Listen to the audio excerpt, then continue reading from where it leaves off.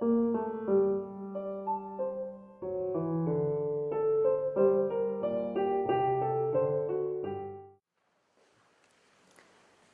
you, Togo.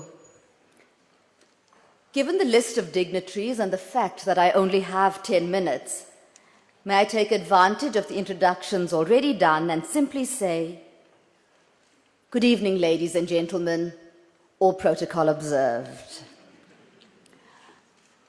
It is my singular pleasure this evening to welcome you to the International Women's Day celebration hosted by the Thabo Mbeki Leadership Institute in collaboration with the University of South Africa and the Thabo Mbeki Foundation.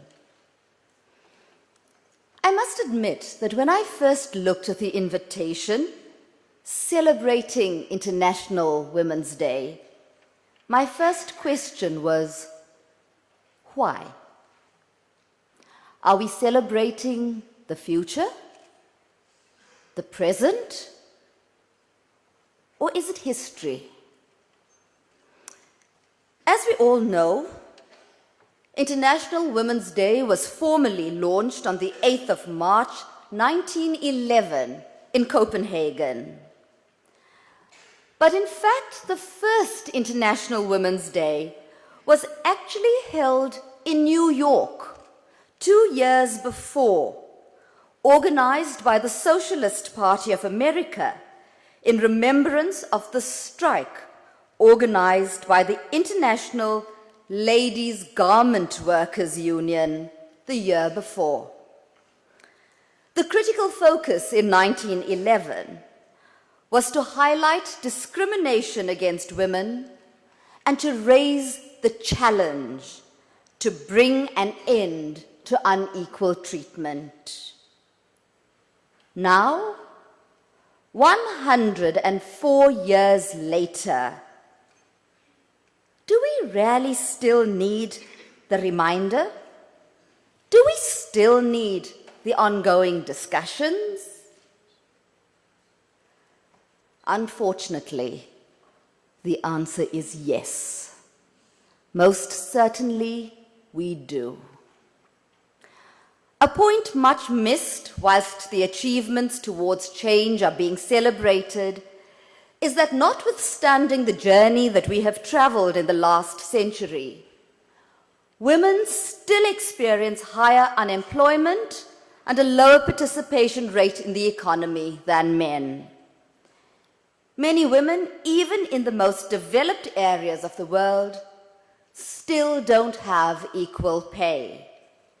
And fundamentally, there remains the persistent trend of inequitable access to opportunities, resources, and power. Women remain responsible for over 80% of domestic chores. And we are still the largest majority of victims of sexual violence and domestic abuse. Now, usually everyone wants to be in the top 80%, but certainly not in this case. Therefore, when Catherine McKinnon asked, on the 50th anniversary of the Universal Declaration of Human Rights, are women human yet?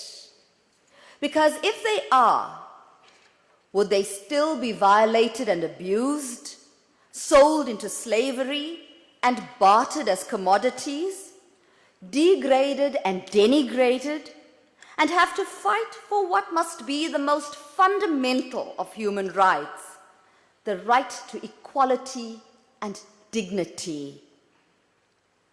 Well, regrettably, also, that question remains apposite today, just as it did then. And the United Nations slogan for 2015, as you've heard, empowering women, empowering humanity, emphasizes the fact. In South Africa, the need to achieve equality is a constitutional imperative, mandated by the Constitution and operationalized through a variety of legislative provisions. Citing the Constitutional Court in Fraser's case, and I quote, "There can be no doubt that the guarantee of equality lies at the very heart of the Constitution. It permeates and defines the very ethos upon which the Constitution is premised. In the very first paragraph of the preamble, it is declared that there is a need to create a new order in which there is equality between men and women and people of all races, so that all citizens shall be able to enjoy and exercise their fundamental rights and freedoms." Unquote.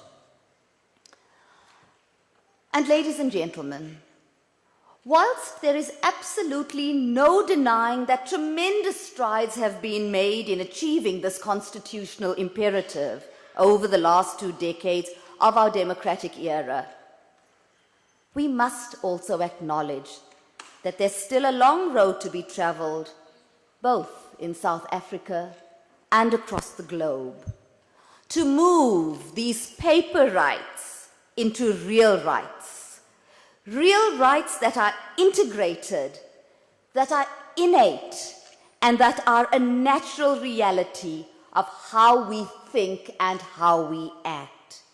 As Togo said, we need to start giving life to the slogan, "From a dream to reality."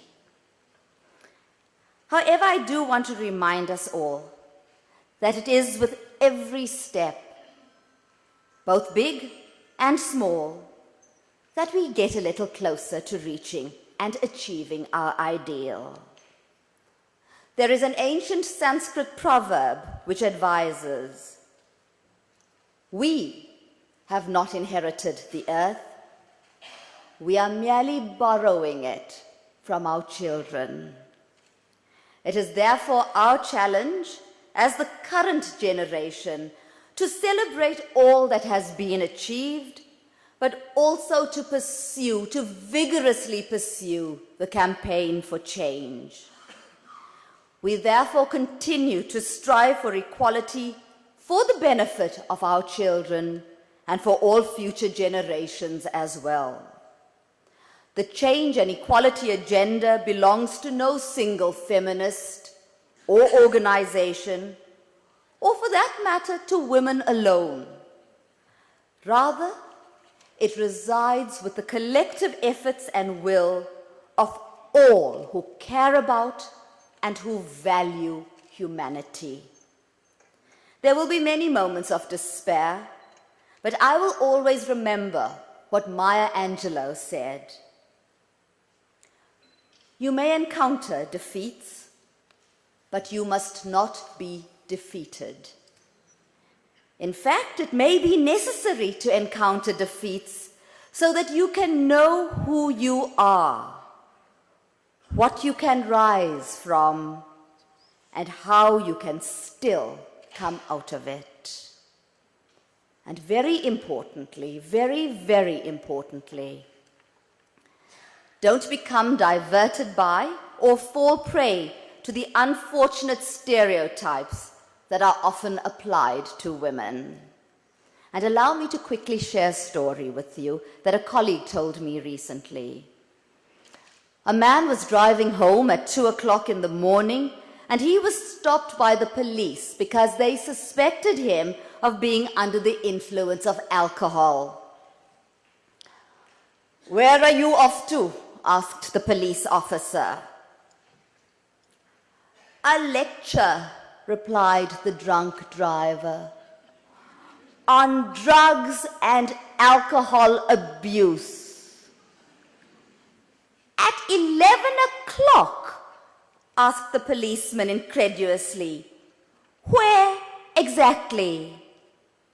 And the man replied, "At my home. Come home with me and we can both listen to my wife." You see, you all laughed. The stereotype is that women nag for no reason at all, and that's not true. Rather, I want to say to you, always believe that which is true and honest. And the best example of this I read on a t-shirt, which I subsequently bought for my husband in celebration of Women's Day. On the front of the t-shirt, it reads, "I don't need Google. My wife knows everything."